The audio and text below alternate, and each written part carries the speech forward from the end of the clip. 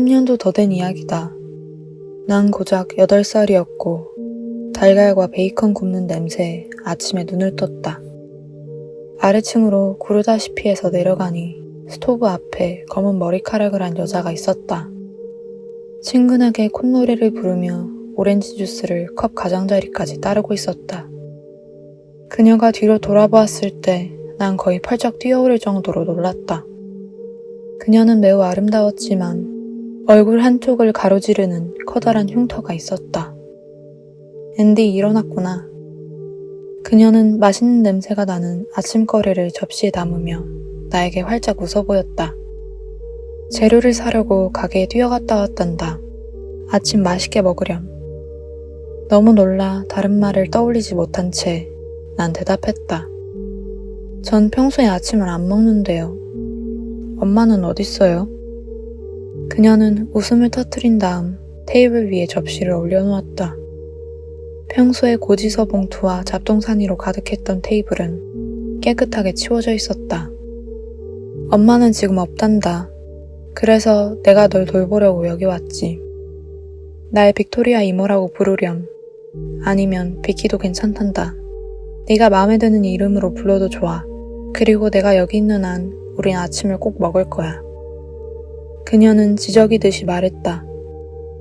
전부 꿈을 꾸는 것 같아서 난 테이블 앞에 앉아 베이컨을 한 입 베어 물었다. 베이컨은 완벽하게 바삭했고 엄마가 구웠을 때처럼 가장자리가 타지도 않았다. 엄마는 언제나 너무 피곤했고 난 평소에 저녁은 혼자 만들어 먹었었다. 곧 돌아오겠죠? 우리 엄마요. 난 베이컨을 삼키고 물었다. 비키는 어깨를 움츠렸다. 글쎄 잘 모르겠는데 마저 먹으렴. 그 다음 네가 가장 좋아하는 만화를 보자. 하지만 10시까지만 봐야 해. 왜냐면 그 다음에 우린 동물원에 갈 거거든. 그녀는 웃으며 머리카락을 귀 뒤로 넘겼다. 동물원이라고? 난 엄마가 올해는 동물원에 가기 힘들 것 같다고 말한 걸 기억했다. 엄마는 일하시느라 너무 바빴다. 하지만 비키가 날 데리고 가준다면 난 아침을 우적우적 먹으며 비키가 집에 머무는 게 나쁘지만은 않다고 생각했다. 당신은 내가 어리석은 아이라고 생각할지도 모르겠다. 이해한다. 난 그랬을지도 모른다. 하지만 당신도 알아줘야 할 게 우리 엄마는 싱글맘이었고 할 수 있는 모든 일을 하고 있었다. 엄마가 제트집에 오지 못할 때 베이비시터를 불러주는 건 종종 있는 일이었다. 물론 보통 베이비시터는 냉동 피자를 돌려 먹이고 자기 휴대전화만 보는 10대 여자애들이 대부분이었지만 비키는 날 돌봐주는 한 주 내내 너무나 달랐다. 온 집안은 깨끗하게 청소되었다. 난 비키가 엄마의 침실을 청소하는 동안 화장실 정리를 도왔다. 매일 저녁 식사는 따뜻하게 요리되었고 너무나 맛있었다. 목요일에 비키는 냉장고에 있는 재료를 모아 진짜 피자를 만들었다. 난 그녀가 진짜 요리사처럼 피자 반죽을 한 손으로 돌리는 걸 보면서 그걸 어떻게 할 줄 아냐고 물었다. 진짜 요리사에게 배웠지. 비키는 윙크를 하고 도우를 한 번 더 던졌다. 이탈리아에서. 여행을 많이 다니세요? 비키는 확실히 약간 사투리를 썼다. 난 그녀가 영국 사람이라고 생각했었다. 그녀는 고개를 끄덕이면서 도우를 팬 위에 올려놓고 토핑을 올리기 시작했다. 전 세계를 돌아다녔지. 내가 여왕님도 만나고 왔다는 게 믿기니? 그녀는 윙크했고 난 그녀가 허풍을 떤다는 걸 눈치챘다. 아니요. 좋아, 똑똑하군 앤디. 사람들이 이야기하는 걸 곧이곧대로 들으면 안 돼.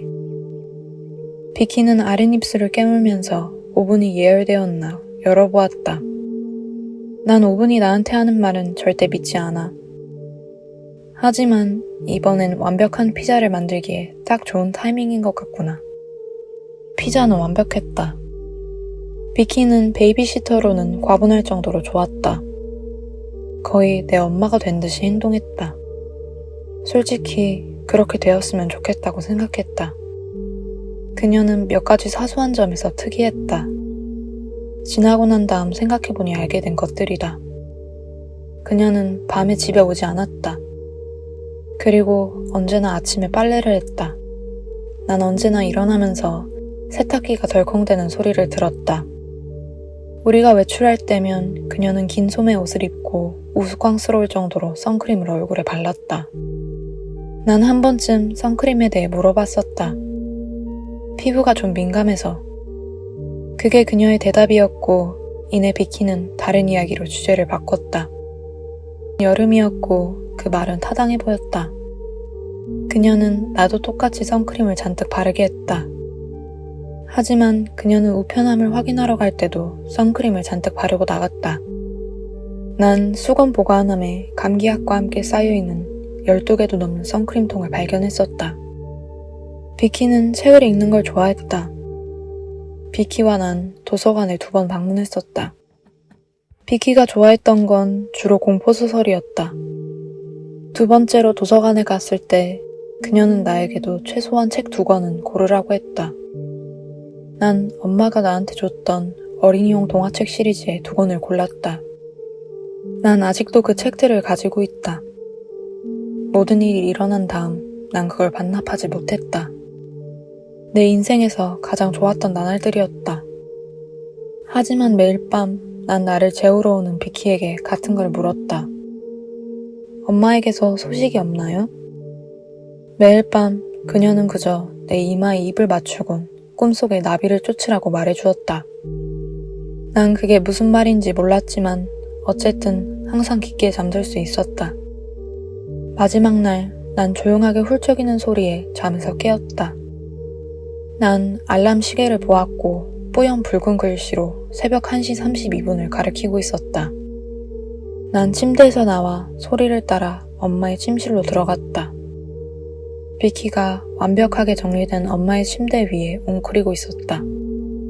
그녀의 옆엔 사진첩이 놓여 있었다. 난 천천히 비키에게 다가가 어깨에 손을 얹었다. 비키는 움찔하고 일어나 앉았다. 방 안은 어두웠지만 그녀의 입이 뭔가로 칠해져 있는 걸 볼 수 있었다. 난 램프를 켰다. 그녀의 입, 손, 그리고 셔츠는 선홍색으로 물들어 있었다. 피었다. 그녀는 날 들어 자기 옆에 앉히고 내 주위로 팔을 두르며 갈라진 목소리로 말했다. 난 끔찍한 존재야. 난 끔찍한 짓을 했어. 난 그녀의 팔을 두르고 가만히 앉아 있었다. 내 눈은 열린 앨범을 향해 있었다. 그건 내가 태어난 날 출생신고를 하는 순간이었다.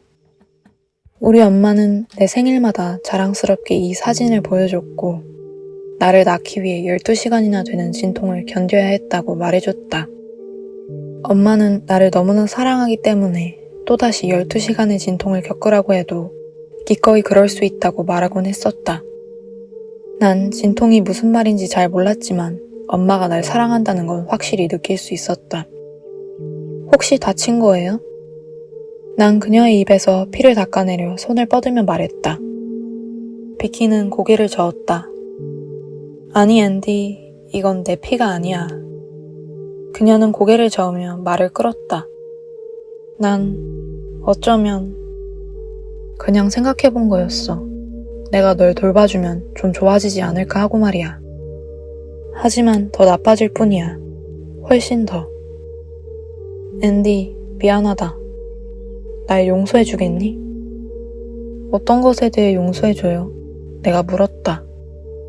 내가 너에게 저지른 끔찍한 일들에 대해 용서해주겠니? 난 얼굴을 찌푸렸다. 무슨 끔찍한 일이요?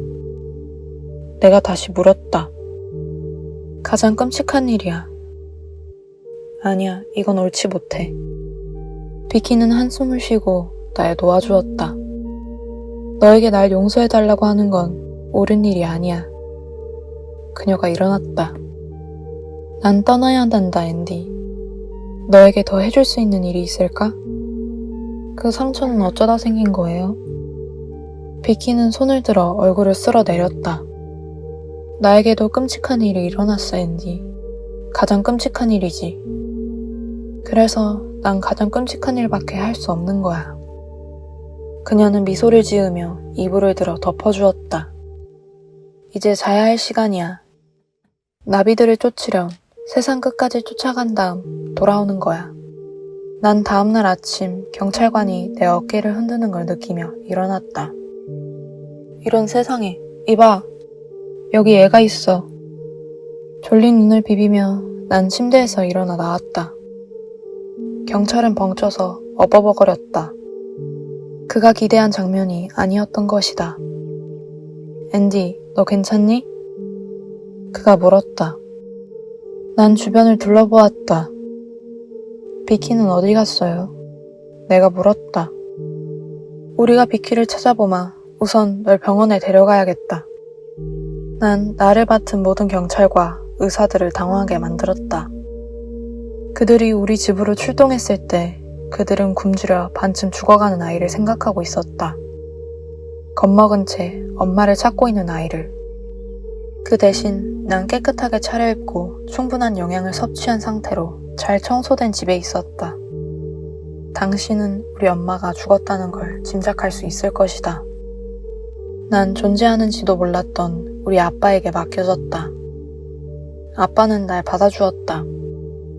그는 재혼했고 난 있는지도 몰랐던 3명의 형제가 새로 생겼다. 큰 형이 되는 건 즐거운 일이었고 새엄마는 너무나 친절했다. 하지만 그녀는 우리 엄마가 아니었다. 그리고 비키도 아니었다. 난 나이가 들었을 때 아버지께 무슨 일이 일어났는지에 대해 들을 수 있었다. 더 일찍 경찰들이 찾아오지 않았던 건 우리 엄마의 시체가 신원 미상으로 발견되었기 때문이다. 그녀는 거의 조각난 채 발견되었다. 사인은 목을 지나는 동맥으로부터의 출혈이었다. 엄마는 직장에서 몇 블록 떨어진 곳에서 발견되었다.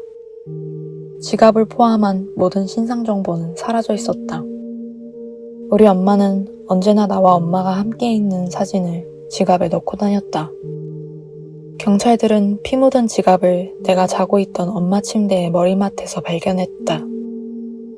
아빠는 우리 엄마를 살해한 범인이 왜 집으로 돌아와 날 돌봤는지 아직도 궁금해하고 있다. 하지만 난 궁금하지 않다. 난 알고 있다. 이게 성공할지는 모르겠지만 비키, 난 당신이 공포소설을 좋아했다는 걸 기억해요. 그래서 만약 이 글을 읽는다면 난 당신이 우리 엄마를 살해했다는 걸 알아요. 하지만 전 당신을 용서합니다.